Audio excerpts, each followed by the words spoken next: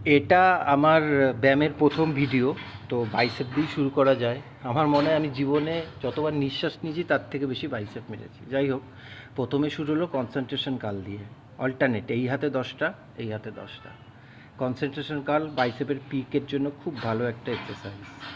Concentration কাল হয়ে গেলে দু হাতে পরপর একবার একবার করে হয়ে গেলে আমরা শুরু করব চিন আপ বাইসেপ, 10টা করে 4 সেট।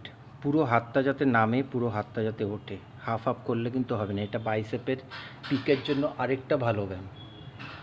এটা 10টা করে 4 সেট করে মারতে হবে।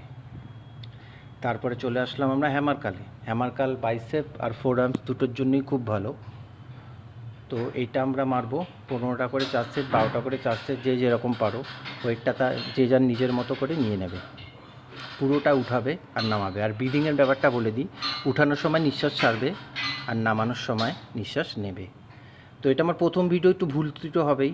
যাই হোক, তারপরে চলে আসলাম হ্যামার কার্লটা হয়ে যাবার পর বাইসেপের বারবেল কার্লে চলে আসব।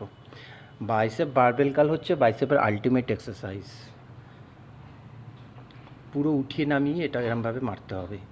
15টা 4 সেট বা 20টা 4 সেট, এটা ডিপেন্ড করে ইন্ডিভিজুয়াল টু ইন্ডিভিজুয়াল।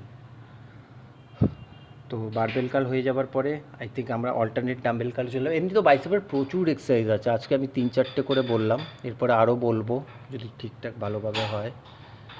তো ডাম্বেল কাল হয়ে যাবার পর কেউ চাইলে ফোরামস করতে পারবে, কেউ চাইলে ট্রাইসেপে চলে যেতে পারবে। বাইসেপ করে ল্যাটসও করা যায়, কেন বাইসেপ করলে ল্যাটস করলে বাইসেপ পাম্প হয়ে থাকে, ফোরামস পাম্প হয়ে যায়, তাহলে ভালো এফেক্ট পাওয়া যায়। এটা হচ্ছে অল্টারনেট ডাম্বেল কাল।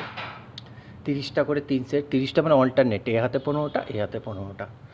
আবার এটার ব্রিদিংও সেম, ওঠানোর সময় নিঃশ্বাস ছাড়বে, নামানোর সময় নিঃশ্বাস নেবে।